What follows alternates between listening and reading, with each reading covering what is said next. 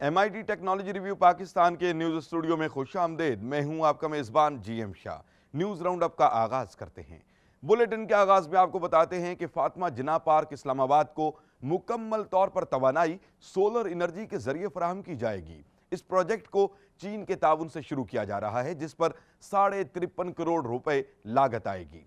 माहिरीन ये उम्मीद कर रहे हैं कि इस पार्क को रोजाना 875 किलोवाट तवानाई बिला तात्तुल फराहम की जाएगी, जिसमें 15 ट्यूबवेल, स्ट्रीट लाइट्स और आबपाशी का निजाम शामिल है। बताया जा रहा है कि इस प्रोजेक्ट को 2017 के वस्त तक मुकम्मल कर लिया जाएगा। और अब कुछ बात सेहत के मैदान से हो जाए।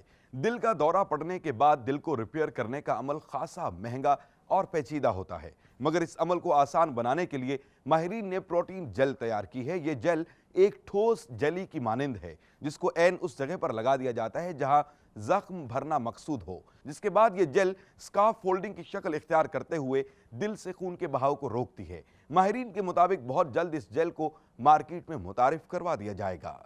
और अब बुलेटिन के आखिर में आपको बताते हैं कि माहिरीन ने दुनिया का सबसे तेज तरीन ट्रक तैयार कर लिया है। हाल ही में इस ट्रक को स्वीडन की एक नुमाइश में मुतारिफ करवाया गया, जहां उसने 1000 मीटर का सफर 21.29 सेकंड में तय किया, जबकि 500 मीटर का सफर 13.71 सेकंड में तय करके 2 आलमी रिकॉर्ड तोड़े। इस ट्रक को आयरन नाइट का नाम दिया गया है, जिसको वॉल्वो कंपनी ने तैयार किया है। इसके साथ ही MIT टेक्नोलॉजी रिव्यू पाकिस्तान के न्यूज स्टूडियो से अपने मेजबान GM शाह को इजाजत दीजिए। अल्लाह निगहबान।